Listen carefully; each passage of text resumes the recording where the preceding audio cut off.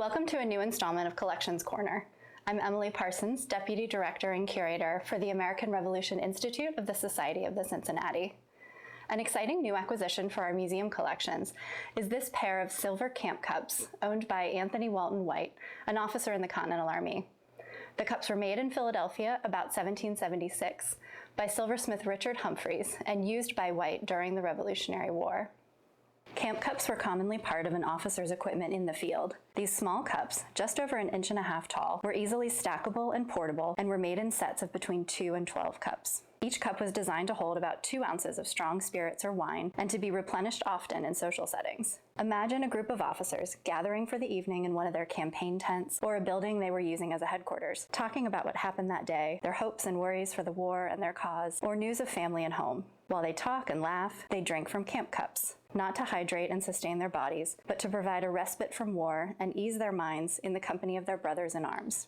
One of these men was Anthony Walton White. Born in New Brunswick, New Jersey, Anthony Walton White joined the Revolution in August 1775 as a volunteer aide-de-camp to General George Washington. After spending a few months with the Army in Cambridge, Massachusetts, and not receiving a permanent position on Washington's staff, White returned home.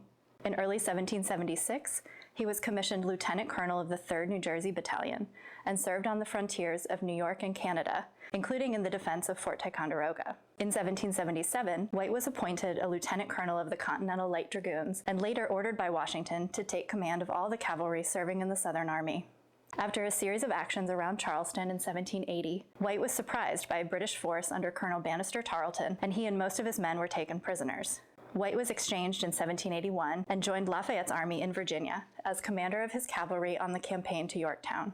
White and his cavalry then accompanied Brigadier General Anthony Wayne to Georgia in 1782, where they besieged the city of Savannah until it was evacuated, and then rejoined the main Southern Army under Nathaniel Greene until the war was over. Anthony Walton White probably bought his camp cups, originally a set of 12, in 1776 while serving with George Washington.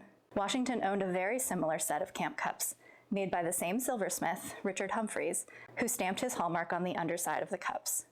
White had his initials, AWW, engraved elegantly on the side of each cup. To explore more objects like this in our collections, visit our website, www.americanrevolutioninstitute.org.